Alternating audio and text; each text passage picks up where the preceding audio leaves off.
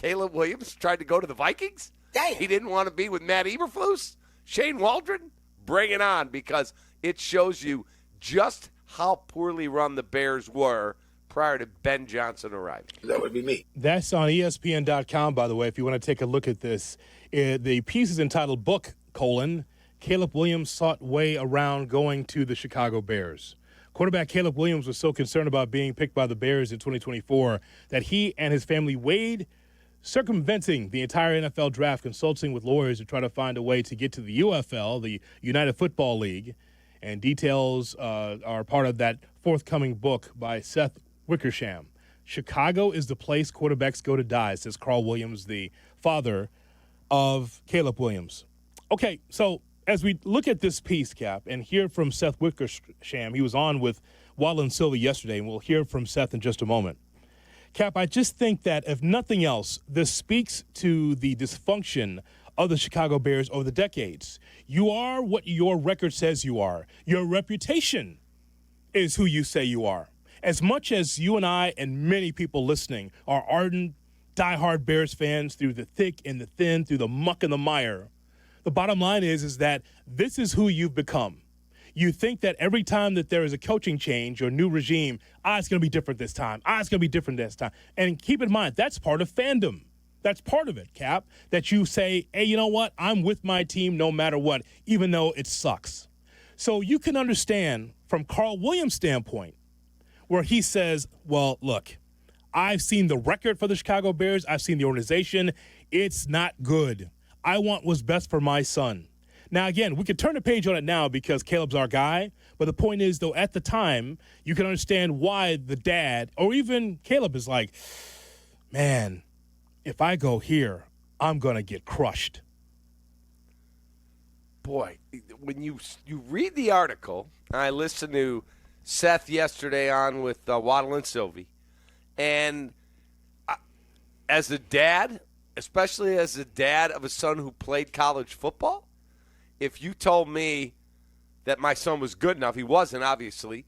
If you told me that he was good enough to go number one in the draft, and if he goes to that place, the chances are overwhelming he's not going to make it because they don't know what they're doing, how to develop a quarterback. And anyone that's listening up there that says, what are you talking about? We know what we're doing.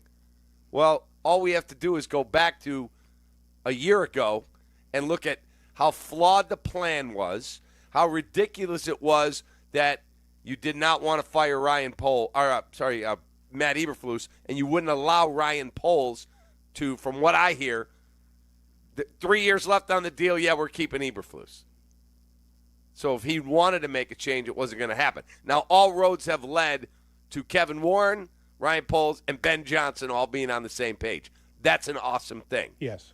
But when you look at how poorly contrived this plan was, we were told that Shane Waldron was coming in because he was from the quarterback collective.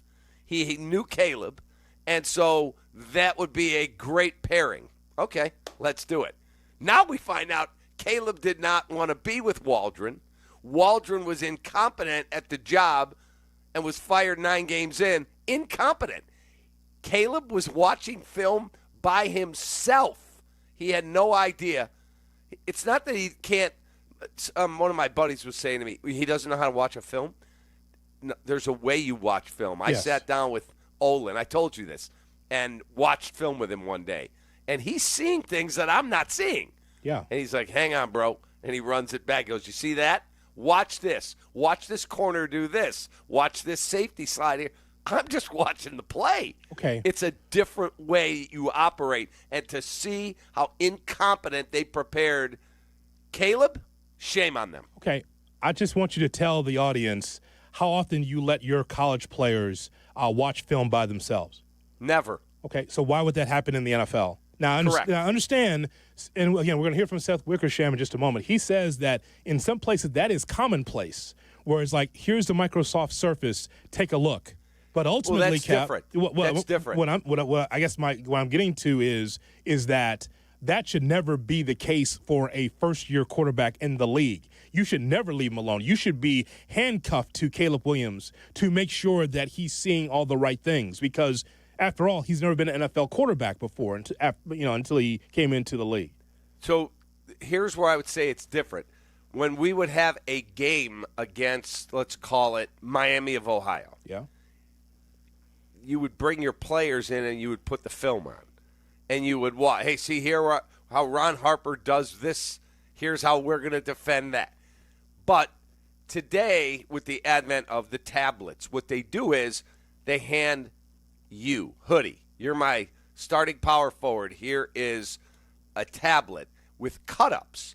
Cut-ups would be done by one of the assistants, one of the grad assistants, and they would say, okay, Johnny, you're playing against this 6'9" forward from Michigan State, Shane Norling. Here are the cut-ups of 30 plays of Shane Norling. You're watching that by yourself. But when we're watching film of a 11-on-11 opponent, no, we're doing that as a team. Yes. Or you're doing that with a coach. Cut-ups are one-on-ones. Hey, you might do, for example, for Caleb, you might do a cut-up of, hey, that's Daniil Hunter. I want you to watch every move he makes, watch the this or the that, and it's done as a cut-up, just an ISO on him. But when you're watching game film as a rookie, stop. Can't do that. No. I gave Eberflus the benefit of the doubt. You won't remember this, but I did say this on the show. When Caleb was drafted, I said, Cap, I may not be an Eberflus guy, but here's a guy who is a defensive coordinator, and he's a very good defensive coordinator. I would say, like in the middle, upper echelon, knows what he's doing when it comes to defense, because that's exactly who he is. And I said, Cap, Eberflus has seen a lot defensively. Yeah. He could help Caleb Williams and say, hey, you know what? As a DC, I'd get you there, or I'd get you there, or I'd get you there. That. Yeah. You did say and that. I said, but that's all I've given to Eberflus. Said, like, you know what? I know he's not a good coach, but at least he could tell Caleb in his first year, hey, man, if you throw it that way, if your eyes go this way, I'm going to have my safeties, I'm going to have my linebackers right on top of your ass. You said, quote, here's how I would defend you, Caleb. Yeah. Talking as Matt. Yeah. Okay, everything has to fall at the feet of Matt on his staff, but the fact that Kerry Joseph, the quarterback coach, he should basically be living in Caleb's pocket. Right. Where you go, I go. Oh, you want to go watch film? Let's go. You want to go do this? Let's go. And the fact that Kerry Joseph, Shane Waldron, the offensive coordinator, are just throwing him to the wolves like this, that's embarrassing. Some thoughts if true. If true, right. That's exactly right. This just goes from the reporting from Seth Wickersham, ESPN the magazine. He was on with Waddle and Sylvie on Caleb wanting to go to the Vikings. Listen to the question. When you quote, I need to go to the Vikings, he told his father, is that coming from sources? Is that Carl telling you this? How much of the reporting are direct quotes from Caleb or Carl, and how much is it a quote that was received from a source? Yeah, I mean, there were things that I witnessed. There were things that I either heard about from either of them or from other people, but everything was fact-checked with Caleb and Carl before the book came out. Or before this, it was back in January and February. So you've shown them what was going to happen, and they were okay with everything being in the book. Well, it's what's factual, and to their credit, I think neither of them, ran from things that they knew might be, might get a little bit of a splash for a couple of days. I think they realized that, there were concerns, before the draft, and I had maybe gotten 1% of the discussions. Seth Wickersham on with Waddle and Sylvie. Yeah, I listened to the whole interview. I was in the car for a couple hours yesterday and was riveted to this story because it's like manna from heaven in May when you've got just baseball going. Basketball team stinks. Hockey team's irrelevant. So this falls on our lap, and I'm like, what? You've got to be kidding me. Like, not surprised that Carl Williams was trying to circumvent the collective bargaining agreement because we'd heard that a year ago. Mm-hmm. A year ago we heard that he wanted piece of ownership, or he wanted this, or he wanted that. And it turned out he said that the CBA, the collective bargaining agreement between the league and its players, in Carl's words, was BS, and that he should be able to pick where he wants to go. There's a lot of people that feel that way. That's not going to happen because it's a collectively bargained, union negotiated issue. Mm-hmm. But the fact that Carl was so adamant that's where quarterbacks go to die, can't argue with him. He's caring for his son, cannot argue with him. The only thing I would say to you is Caleb ended up picking Chicago. It led to Ben Johnson, and it sounds like things are going in a much better, more positive direction. So it's kind of revisionist or kind of old news, I guess is the way to put it. It's not fake news. It's old news. Well, it's because it's a previous regime. But, the facts based on what Seth Wickersham is telling us is that the Bears, even last year, under Ryan Poles, was the same old Bears. And that is troubling. Are you stunned that this came out, not necessarily about Caleb, but about the state of the Chicago Bears organization? No, because we're used to it. Correct. We're used to the ineptitude. Whether it's on or off the record, we know the stories, Cap. Okay, we know where the bodies are buried. Fair? We know that. Fair. Okay. So do you think that, I'm not saying that he's listening right now, but that somewhere Justin Fields is listening and going, yeah, that's the nonsense I was dealing with. And somewhere Mitch Trubisky's listening going, yeah, that's the nonsense I was dealing with. Yeah. Now, doesn't mean Mitch would have been a great player or Justin would have been a great – does not. I'm not saying that. I'm simply saying somewhere the Justin cult is going, yeah, that's what our guy had to deal with. Yeah. Now you're giving Caleb everything and you're fixing the organization. It's a valid comment. Yeah. I think that Carl Williams saying, oh, my God, let's look at the history of this organization, how quarterbacks have gone to die. We've heard the same thing about wide receivers that go to die. So ultimately, offense does not work in the end with the Chicago Bears. That's what they're saying, that offense does not work, period. Quarterbacks, wide receivers, whatever. What I'm telling you is that I think the dad is right to want what's best for his son.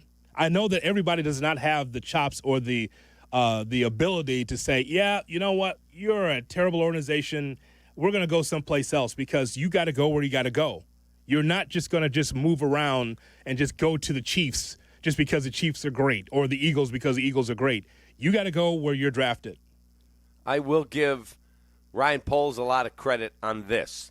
There one comment in that article where Ryan Poles, according to Wickersham, said, that's fine, we're drafting you. Sure. Good for him, man. He didn't get bullied. We are taking you. And then whatever it is they had to do when Caleb came in and then said to his dad, all right, I'm in. I'm going to go to Chicago. Give them credit that they, on the surface at least, got their presentation correct. And Caleb went, all right, let's do this. I'm in. And I think now, having gone through it, it was hard, that Caleb probably is like, now we're in a good place. Ben Johnson and whoever else has come in to play on the offense, like all of it. It's just, wow, were we all hoodwinked for so many years, no pun intended, for so many years, how poorly run this organization truly was. Yeah, but I mean, listen, but we report on it and watch it every year, Cap. We see it every year. Again, the hope is that now, whatever happened in the past, the present will be brighter. But the jury is still out on all of it. Like until they win football games. Until they win football games and get in the playoffs and make some noise in a Super Bowl, all of that. This is the thing that we can give the Bears credit for is that for the first time, there is a true commitment to winning across the board. Not just a star defensive lineman, not just a star wide receiver, not just a star running back, but across the board. When you take care of business on the offensive line, you add to the defensive line. Should have been more, but at least you addressed it. And you have Caleb Williams, and you got to the top shelf, and Ben Johnson amongst the coaching, as far as the coaching cycle is concerned. Like, there's a team that's all in. Now the hope is it works, because the hope is that what we went through last year with Shane Waldron and Caleb Williams and Matt Eberflus will be the end for a while of the nonsense in Lake Forest. That's the hope. That is the hope. But again, until they win football games, it is fair to say, yeah, I bought in when we went and got Ryan Pace from the New Orleans Saints. That didn't work. Right. Bought in when we got Mitch Trubisky. That didn't work. Bought in with Matt Nagy. That didn't work. Bought in when we got Ryan Poles from the Kansas City Chiefs. And the article, if people haven't read it, I highly recommend you do. Because it shows you just how comically bad the Bears organization was. Comically bad. It's dysfunction. Just remember, we've lived the life of a team that did not have a GM in place, a GM in name. Player personnel guy, Ron Graves. Shay's too young. We've told him, but there are people listening, like my kids would be like, what do you mean you have a GM? We literally fired Jerry Venisi in the late 80s. It was Mike Ditka's guy. Rest in peace, Jerry. And did not have another GM until Jerry Angelo like in 03. Yeah. 02. I think 03. Now think about that. They had like a player personnel boss, Tobin, the late Mark Hatley, Rod Graves. Mm-hmm. No GM. This is the Chicago Bears that we're talking about right here on the Kap and J Hood Morning Show on ESPN 1000 and streaming on the ESPN Chicago app. More from Seth Wickersham with Waddle and Silva yesterday and talking about Carl Williams, the father of Caleb Williams. Is Carl and Caleb happy that he's a Bear? Well, I think Caleb's really excited. And, he has what he wanted, which was an innovative offensive mind who's invested in his success. And, everyone's fates are tied. Like Ryan Poles' fate is tied to the fates of Ben Johnson and Caleb Williams, and their fate, or everything is intertwined at this point. When I saw Caleb, I want to say it was early February, there was a great moment when he was drafted. He wheels around the corner, he lets out that roar, right? I mean, it was just such elation, and it was genuine. And obviously the season, didn't go as planned. And I asked him, when he screamed when Ben Johnson was hired, is that, how do you compare that, those two screams? And, he said they were very similar. I think that he's excited. I think he's ready to be coached hard. And, even before Ben Johnson became the Bears coach, I had talked to offensive coaches around the league, who admired and stole from him. And so I think that, what they wanted, which was an innovative offensive mind who believes in Caleb, they were able to get. Yeah, but it took a year for that to happen, though. It did. I mean, look, Shane Waldron, when he first was hired, I said, Cap, work with Geno Smith, fix Geno Smith. Geno was damn near out of the league as a bust, and he was able to pull the nose up on Geno Smith, and that offense was better under Shane Waldron. Okay, let him come to the Chicago Bears, a guy that knows offense. And we should have known, and we said it at the time, when you have veteran players coming to Shane Waldron and said, hey, coach us harder. Dude, that's your job. You're not coaching them harder? You're like, Mercedes Lewis said that. Coach us harder. I'm like, wait a second. Come on, man. I did that job. Not that job, but you coach one way. You're all in, man. When a veteran player requests for you to coach harder, that was the beginning of the end right there. And that was the end of the season. Yeah, that'll be all. And listen, that was the end of the preseason. But look, we could say that the Washington game was the line of demarcation where everything imploded. However, when players say on the record that the OC is not coaching hard enough, it's like, okay, well, then it's a problem. And he got fired in the middle of the season. And then there's another OC, and there's another OC, and another head coach. So, again, for Caleb Williams, and I'm sure his dad was sitting back with a cigar, saying, see, told you about this S. Knew this wasn't going to be good. Should have been a Viking. I'm sure he's saying that. I'm sure he was saying that at the time, like, I knew that the Bears would be a dumpster fire. And guess it, and it was last year. Correct. Now, he was not going to get his way to go to the Vikings. That was never, ever going to happen. Correct. And, again, I give Poles a lot of credit, saying, that's fine, you can want what you want. We're taking the kid. But just the fact that it was so poorly run after that, like it's literally, Hoodie, you want me to do this? Here's what I want. And, all right, I'm in. You agree to these things. Right. and then you completely just dumpster fire the whole thing. Hoodie, that's not what you told me you were going to do. We were going to do this, blah, blah, blah. You knew that the kid had reservations. He agreed to come, and then you made it a train wreck. Now, I did hear that polls like Kingsbury a lot. Yeah. Eberflus was threatened by his personality. Of course. And wanted no part of it. You take his job, a la Dennis Savard, Joel Quenneville. Joel is Correct. just here to just take notes in the stands at Johnny's Ice House. He's And not do going to take your scouting job for us. He will just Right. do the scouting for us. Oh, he's the next head coach. Oh, Right. that's And what he gets the job shortly 4 or 5 games in. right. So, and look, it all worked out. As Waddle said yesterday to Sylvie, look, whatever we had to go through, we got to where Tommy wanted the Bears to be. And he said, I'm not saying Mike Vrabel wouldn't have been a great hire too. He goes, but I thought, Tommy, that Ben Johnson was the guy. That's the guy that fixes your incredibly talented quarterback and runs it professionally. And in talking, I interviewed Tyson Bagent the other day for a podcast, and I said, like, what's it like around there? He said, the level of accountability you can't imagine. He said, this guy's amazing. And he said, but it's not just him. It's the new OC, Declan. It's Antoine Randall. It's Al Harris. It's Dennis Allen. It's Dan Rauscher, the offensive line. Like, they're all in, man. Okay. It's different. We've heard it all before. Now we want to see wins. That's it. Just win football games. So that's it.